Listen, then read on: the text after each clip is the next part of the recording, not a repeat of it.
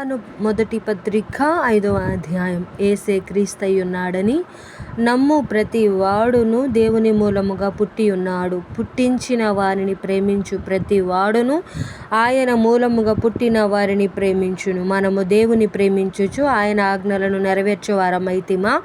దేవుని పిల్లలను ప్రేమించుచున్నామని దాని వలననే ఎరుగుదుము. మనం ఆయన ఆజ్ఞలను గైకొనుటయే దేవుని ప్రేమించుట. ఆయన ఆజ్ఞలు భారమైనవి కావు.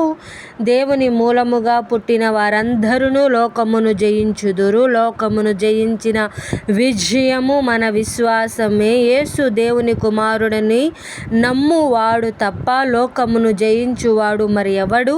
నీళ్ల ద్వారాను రక్తము ద్వారాను వచ్చినవాడు ఈయనే, అనగా యేసుక్రీస్తే. ఈయన నీళ్లతో మాత్రమే గాక నీళ్లతోనూ రక్తముతోనూ వచ్చెను. ఆత్మ సత్యము గనుక సాక్ష్యమిచ్చువాడు ఆత్మయే. సాక్ష్యమిచ్చువారు ముగ్గురు, అనగా ఆత్మయు నీళ్లును రక్తమును. ఈ ముగ్గురు ఏకీభవించి ఉన్నారు. మనము మనుష్యుల సాక్ష్యమును అంగీకరించుచున్నాము గదా.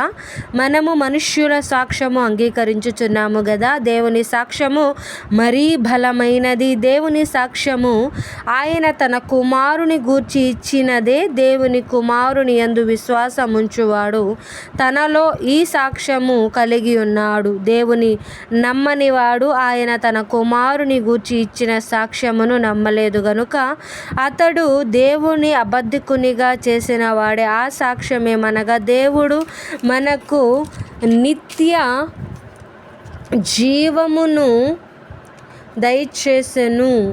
ఈ జీవము ఆయన కుమారుని యందున్నది. దేవుని కుమారుని అంగీకరించువాడు జీవము గలవాడు. దేవుని కుమారుని అంగీకరింపనివాడు జీవము లేనివాడే. దేవుని కుమారుని నామమందు విశ్వాసముంచు మీరు నిత్య జీవము గలవారని తెలిసికొనున్నట్లు నేను ఈ సంగతులను మీకు రాయుచున్నాను.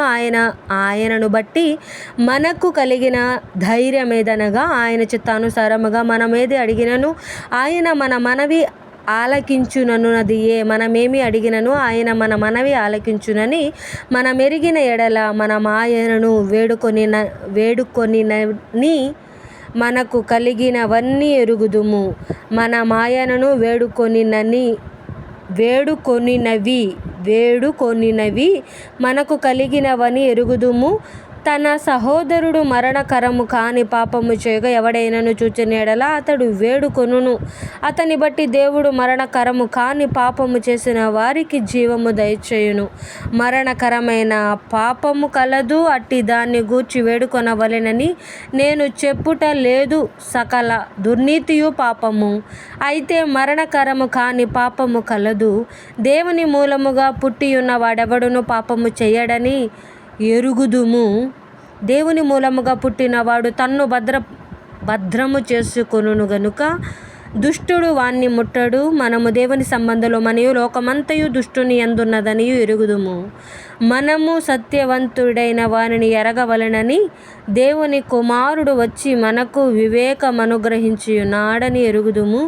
మనము దేవుని కుమారుడైన యేసు క్రీస్తు నందున్న వారమై సత్యవంతుని యందున్నాము. ఆయనే నిజమైన దేవుడును నిత్య జీవమునై ఉన్నాడు. చిన్నపిల్లలారా, విగ్రహముల జోలికి పోకుండా జాగ్రత్తగా ఉండుడి.